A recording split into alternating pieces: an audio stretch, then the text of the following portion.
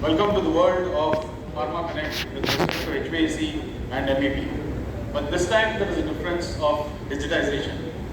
In the recent budget, Nirmala Sitharam took the word digital around 35 times and tech around 25 times. So digital is moving towards Industry 4.0 and to some extent towards 5.0.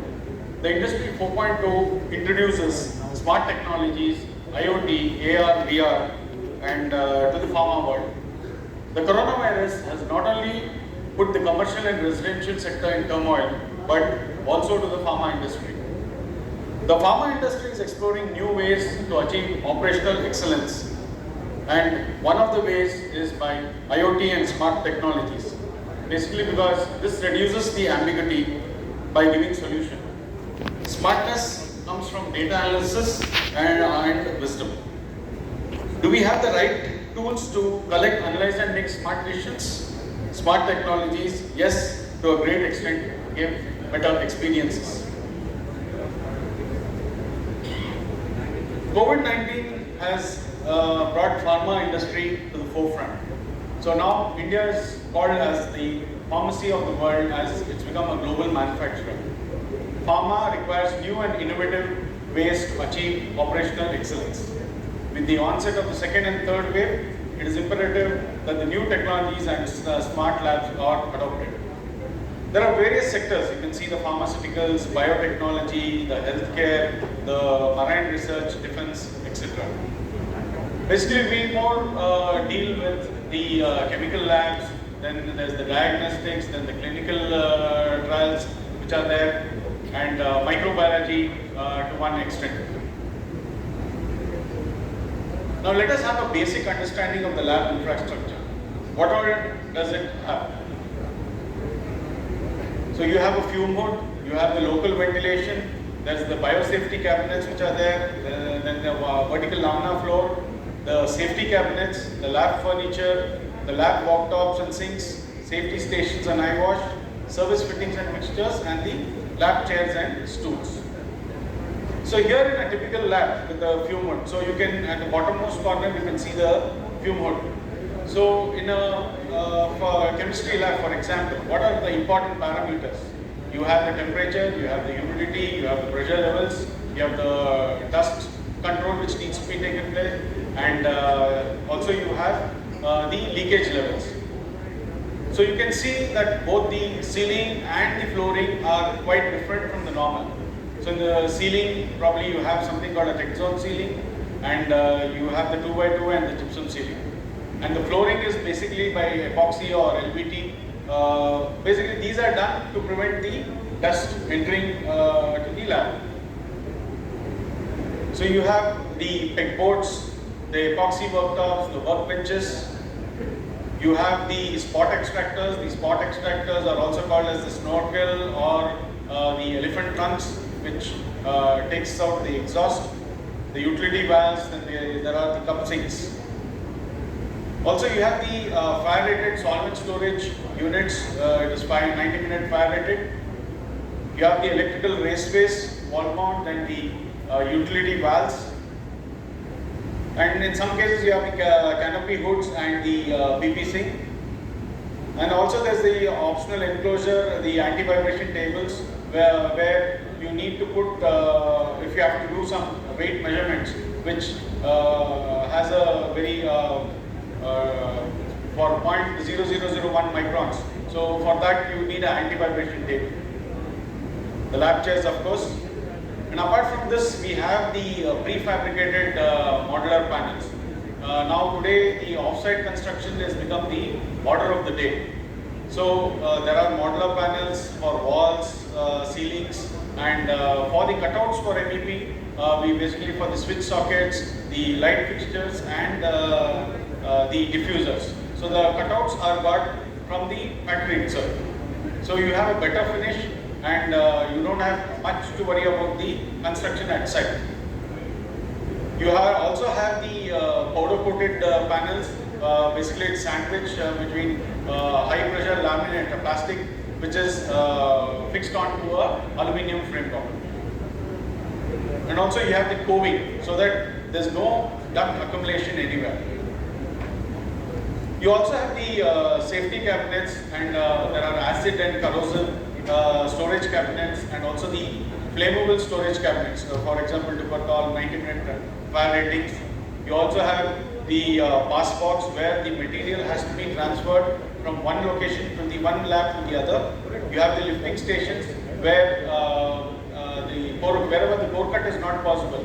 So for pumping the drain and other things, you'll have to use the lifting stations. There are rolling shutters which segregates the two different areas, and also the air curtains where the outside air need not enter to the lab area. Here you can see on the left hand side you see the service carriers or the ceiling panels.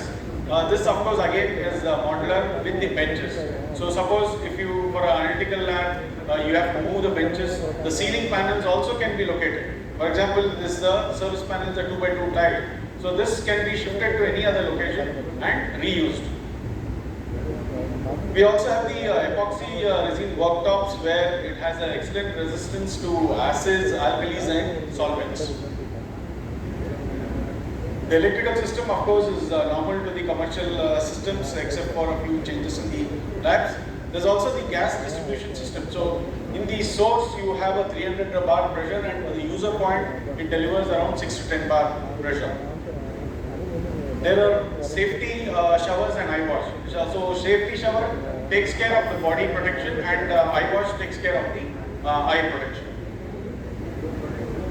So smart labs, the future of pharma. Now, as I was saying, Industry 4.0, the design and planning is done by 3D BIM. There's the CFD design for HVAC, the AR and VR. There is also the mixed reality also. And we use a software for Epoxy cloud for the lab. The design, the lab construction and operations are done by the IoT solutions and the digital twins. I'll just run you through a short video.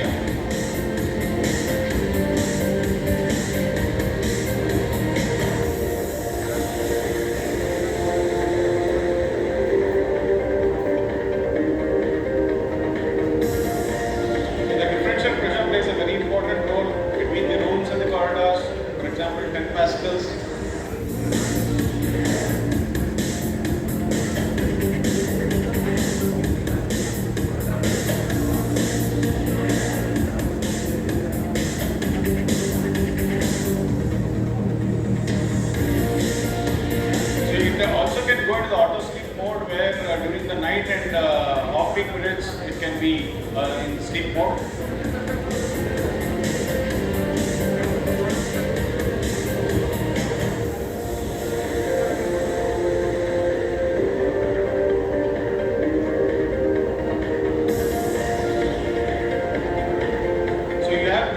management, it's more on the monitoring and a few parts you can do the controlling also.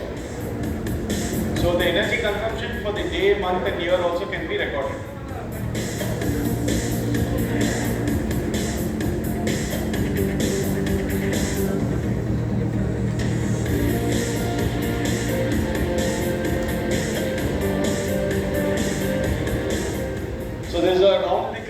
monitoring, and also if there's a minute leakage in the gas system, it gives an alarm, and of course it can again go to the facility in charge via mobile. And also the alarm history is maintained. And lastly, the early detection has a safe lab, and also it ensures that there's a lower carbon footprint. So coming to the Industry 4.0, there's a demand for real-time insights across people, product and process on an exponential rise. So for this, we use AI, the artificial intelligence, IoT, blockchain. Blockchain basically leads for the data security and cloud security.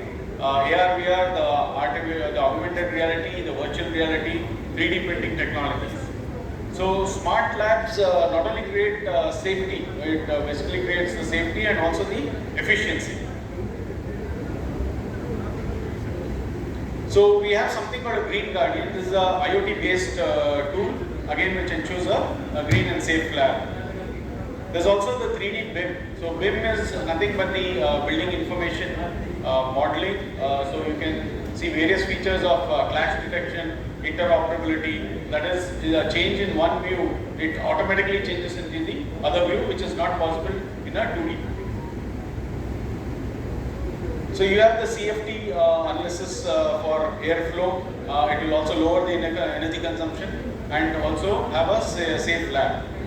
Epoxy cloud design. This is a cloud-based equipment tool where it is an interactive 3D design which helps to build your lab, and also it helps building MEP structures. And also the advantage of this is that you can have an off-site construction. So you prefabricate the ducting in the factory and then you can assemble it at site. So this is the virtual reality collaboration. So virtual reality is done before even the order is got, and augmented reality is basically done after you get the order. There's also a K-Smart project management tool. So this tool is basically on cloud, and you can monitor your whole project. Your site engineers can update via a mobile. They can give the weekly reports, the daily reports, the percentage of completion in the project, the milestones, the S-curves. It has a lot of advantages using a project management tool where digitization is the order of the day. And of course we have the digital twin. So digital twin is one where the physical world meets the digital world. So Green Guardian, as we have already told, it is an IoT tool, so it can link the few modes and multi-control system on a 24-hour basis, and reports can be generated. So it's just like your BMS system where you can have all the data, basically an IO summary which can be prepared. So here the few mood safety performance, the laboratory differential pressure, exhaust differential pressure, the parameters of the blower, the energy management can be done. So mostly the monitoring and controlling part. For example, the scheduling can be controlled from the Green Guardian. So labs for the future. So how digital transformation is improving. So the reliability is improved. That is 49% reduction in faults. Then it's 100% paperless compliance. So nowadays nobody uses paper for site construction. It is 100% paperless. Then the efficiency is increased. So there's a cost saving, 35% cost saving. Then greater speed and agility. That is 15% reduction in engineering time and cost. And lastly, all these adds up to 25% reduction in the carbon emission. Again, I'll just run you through a short video for the Epoxy cloud design.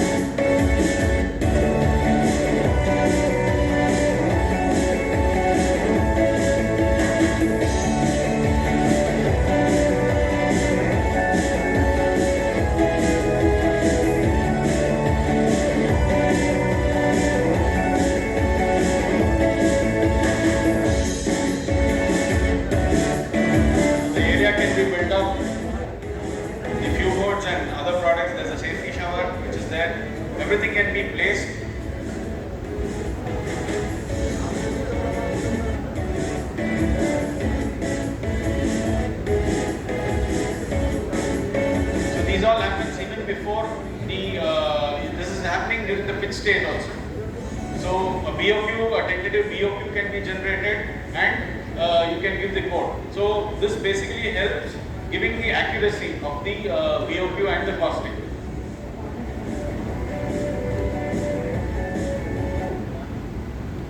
Again, coming back to the building information modeling, so BIM, you use various softwares like Revit and other things. So in BIM, what happens is the information, as the name says, information modeling. So each and every equipment or product, you have the information built in. For example, you have an AHU. So what are the parameters of the AHU comes across when you click on the AHU. So the model itself has information which is built in. Computational fluid dynamics.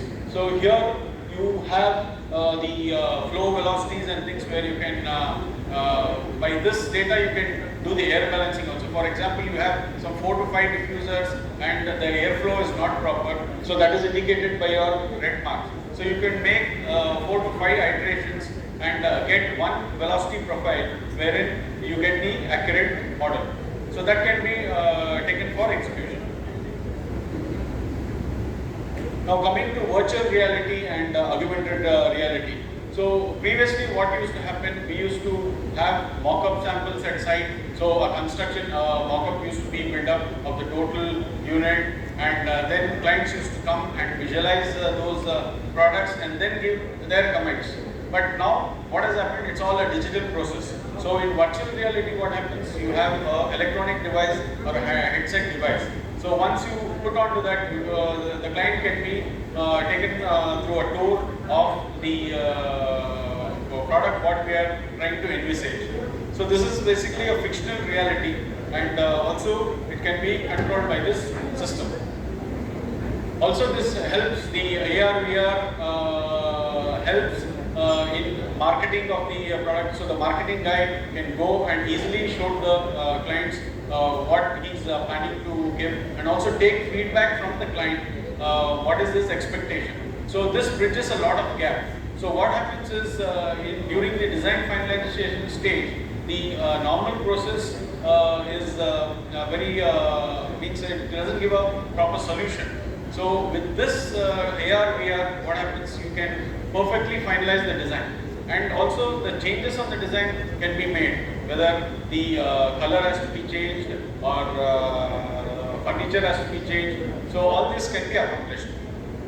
So again, augmented reality, you use an iPad or a laptop for that, and it's a real world setting, and this can also be used on a smartphone. And there's also something called a mixed reality also. So again, coming to AR/VR benefits, improved customer engagement, the real life simulations can be done, it's a personalized experience, the employees can be trained, and for example, if there are 2 divisions in your office, so for example, there's a US team and an Indian team, so both of them can collaborate on AR/VR and give a very good product. And it also enables new marketing methods. The smart lab can also be used in the education line, where the scientists and the students can have a better understanding of the working details. Again, I'll just run you through augmented reality approach in a lab.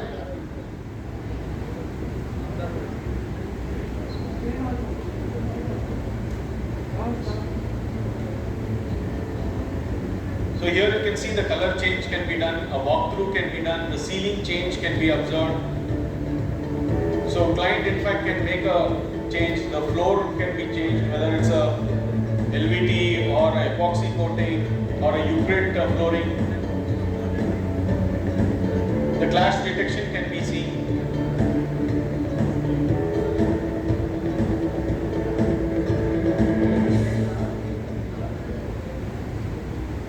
Yeah, previously you used to take a lot of blueprints, which is all avoided now. There are a lot of simulations like water, fume, SaaS simulations, then there's the smoke exhaust simulations. So this is also a virtual laboratory. So just through the lens, you can do the testing.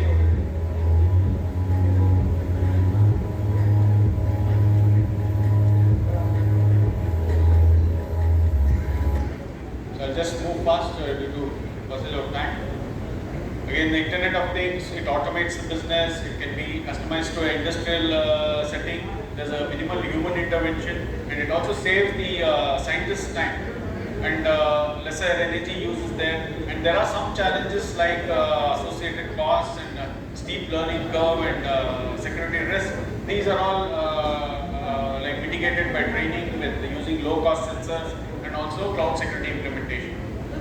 So this is one of the pad or room controllers where nearly around 64 goods can be controlled via one specific control. And also you can interface with the BMS systems, and it can work with Modbus or backnet compatible.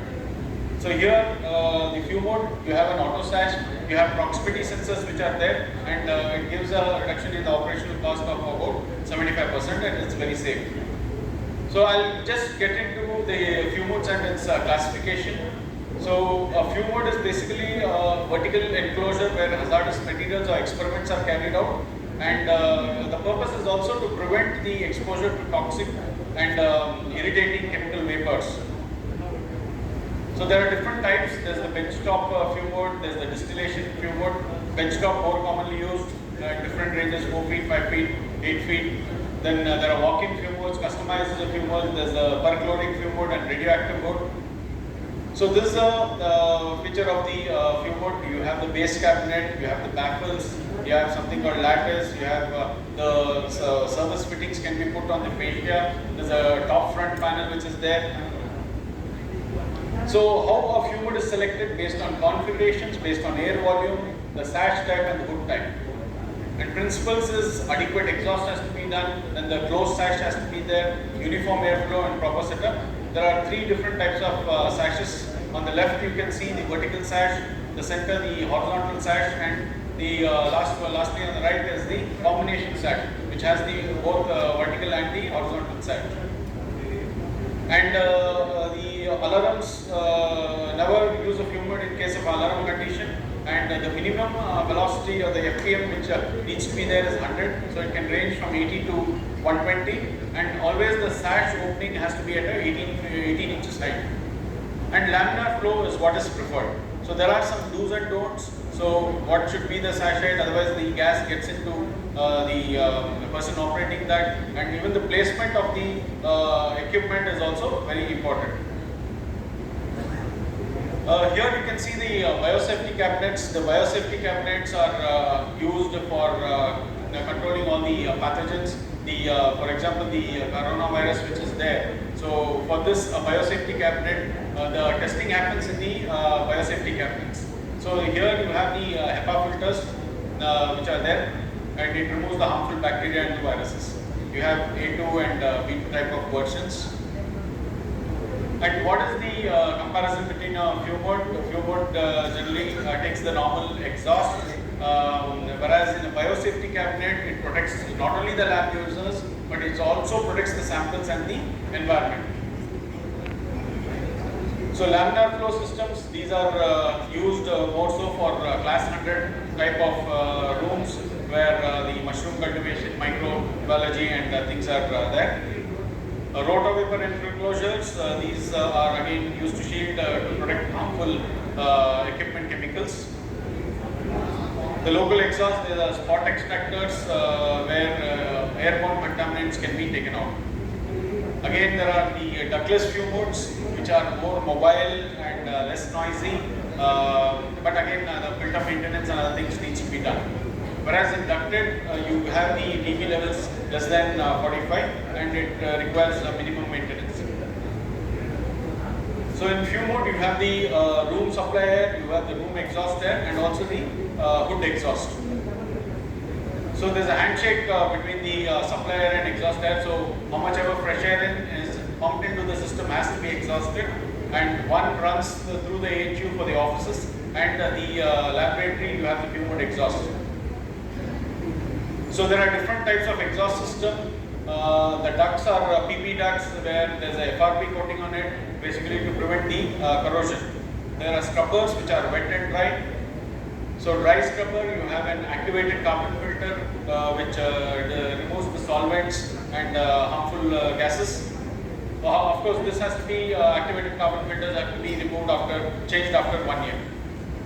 Here you can see the wet scrubber.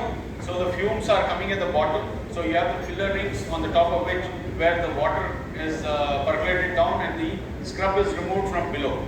You also have the mist eliminator which takes away the water and only the normal air is passed out. And also the pollution control boards have given a stack height which needs to be maintained. So VAV, again variable air volume, reduced cost, energy savings. So here you can see the VAV hoods operating means when the sash is 100% open, there is no fresh air bleed. But whereas when the sash is totally closed, the fresh air bleed has to be open. So that this maintains a balance of the system. So there are the constant volume and the variable air volumes which are there. And also coming to the controls. One side is the AHU controls and the other side is the exhaust. So here on the AHU side you have the room controller, and again on the exhaust side you have the VAV controller and the lead controller. So this again can be hooked on to BMS network or RS485 and to the PC. There are various again parameters which can be controlled. So hazards in the laboratory, there may be radiation, noise, there are many hazards which are there, and also there is a pressurization.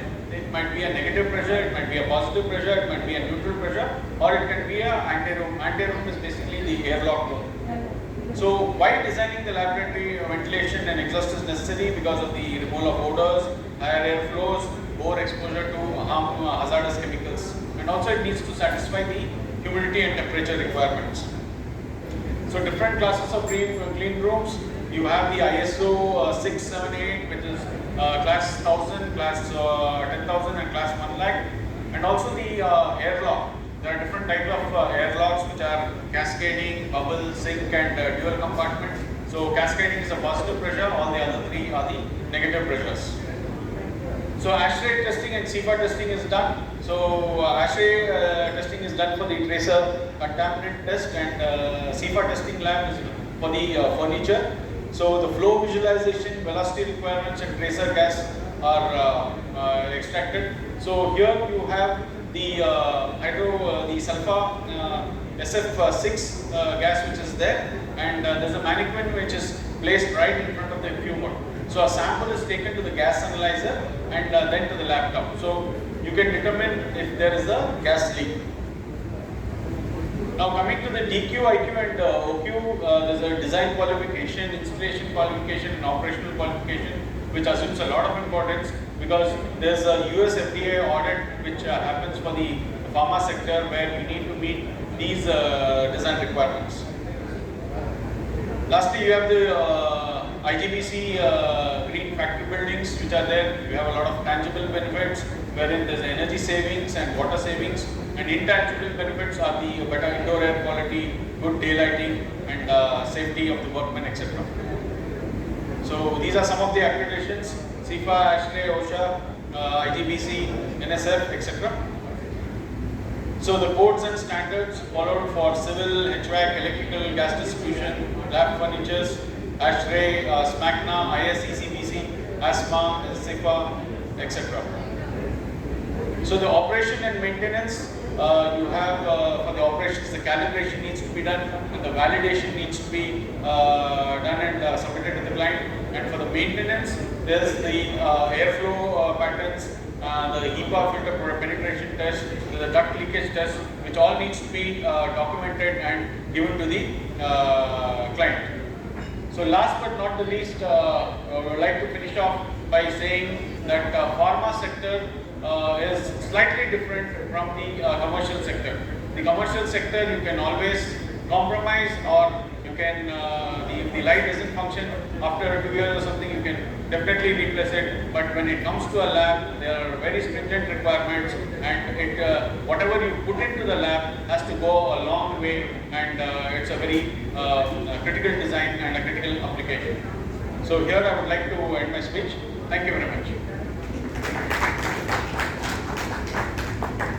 If you have any questions, let us know.